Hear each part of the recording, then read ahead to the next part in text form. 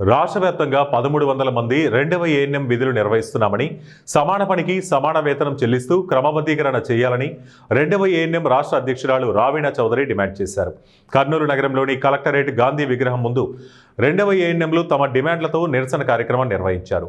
18 సంవత్సరాలుగా రెండవ ఏఎన్ఎంగా విధులు నిర్వహిస్తున్న తమకు వర్క్ అడ్జస్ట్మెంట్ పేరుతో సుదూర ప్రాంతాలకు బదిలీ చేయడం జరిగిందని తెలిపారు.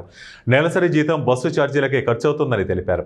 3 సంవత్సరాల నుంచి ఇబ్బందులు పడుతున్న తమను రేబ్యాక్ చేయడం లేదని, సమాన పనికి సమాన వేతనం ఇవ్వడం లేదని తెలిపారు.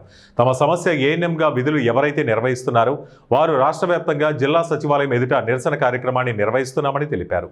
తమ సమస్యలపై కూటమి ప్రభుత్వం స్పందించి తమను ఆదుకోవాలని కోరారు. మేము గత 18 సంవత్సరాల నుంచి మేము పనిచేస్తున్నాము సెకండ్ ఏఎన్ఎంగా.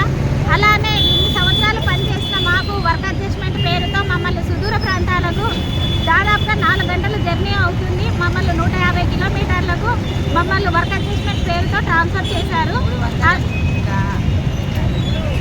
వర్క్ అడ్జస్ట్మెంట్ పేరుతో మమ్మల్ని ట్రాన్స్ఫర్ చేశారు. కాలయాపన చేస్తూ 3 సంవత్సరాలు గడిచినా కూడా మమ్మల్ని రీబ్యాక్ చేయడం లేదు.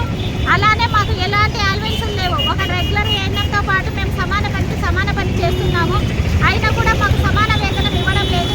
21,000 మాత్రమే వస్తుంది. ఈ 21,000 మాకు ఒక 21 డేస్కి మాత్రమే ఛార్జీలకు సరిపోతున్నాయి. ఇలా అయితే మేము మా ఫ్యామిలీలలో వదిలిపెట్టి మేము సుదూర ప్రాంతంలో పనిచేసిన మా మీద దయాదాక్షిణ్యం కూడా లేకుండా, ఎలాంటి పర్మిషన్లు లీవ్లు కూడా లేకుండా మమ్మల్ని చాలా బాధ పెడుతున్నారు ప్రభుత్వం వారు. గత ప్రభుత్వం చేసిన పనికి ఈ ప్రభుత్వం అయినా న్యాయం చేస్తుందని కోరుతున్నాము. అలానే మమ్మల్ని అందరినీ రెగ్యులర్ చేసి ఇప్పుడు డిఎస్సి వాళ్ళకైతే ఎలా ఇచ్చారో ఈ ప్రభుత్వము మా సెకండ్ అయినాము. రాష్ట్ర వ్యాప్తంగా 1300 మంది ఉన్నాము. 1300 మందిని మమ్మల్ని అందరినీ రెగ్యులర్ చేయాలని కోరుతూ ఈరోజు 10వ తేదీన ప్రతి ఒక్క జిల్లాలో రాష్ట్ర వ్యాప్తంగా సెకండ్ ఏఎన్ఎంల ధర్నాను మొదలుపెట్టాము. అలాగనే రాబోయే డిసెంబర్ నెలలో 8, 9